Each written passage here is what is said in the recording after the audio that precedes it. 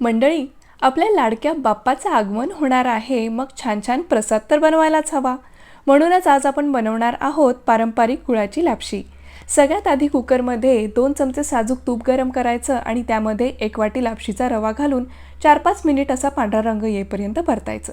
आता यामध्ये 2.5 वाट्या पाणी घालायचं, छान मिक्स करायचं आणि कुकरचं झाकण लावून मोठ्या आचेवर 1 शिट्टी काढायची आणि मग गॅस बंद करून 5 मिनिटं शिजवायचं. बघा, काय छान असा मऊसूत रवा हा शिजलेला आहे.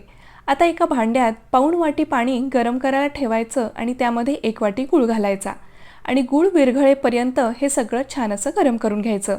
आता हे गुळाचं पाणी शिजवलेल्या रव्यामध्ये घालायचं आणि नीट एकदा मिसळून घ्यायचं. कुकरचं झाकण वरचेवर ठेवून एक 5-6 मिनिटं आपल्याला हे शिजवून घ्यायचं आहे. आता एका कडल्यामध्ये साजूक तूप गरम करायचं आणि त्यामध्ये काजू, खोबऱ्याचे काप आणि बदाम सोनेरी रंगावर तळून घ्यायचे. मंडळी, सगळे साहित्य अचूक प्रमाणासहित मी कॉमेंट सेक्शनमध्ये दिलेलं आहे, तिथे तुम्ही ते पाहू शकता.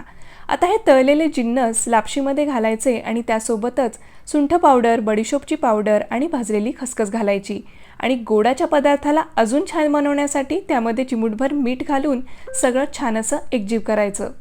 आणि मंडळी, झाली की हो आपल्या बाप्पाच्या प्रसादासाठी मस्त अशी मऊ लुसलुशीत गुळाची लापशी तयार.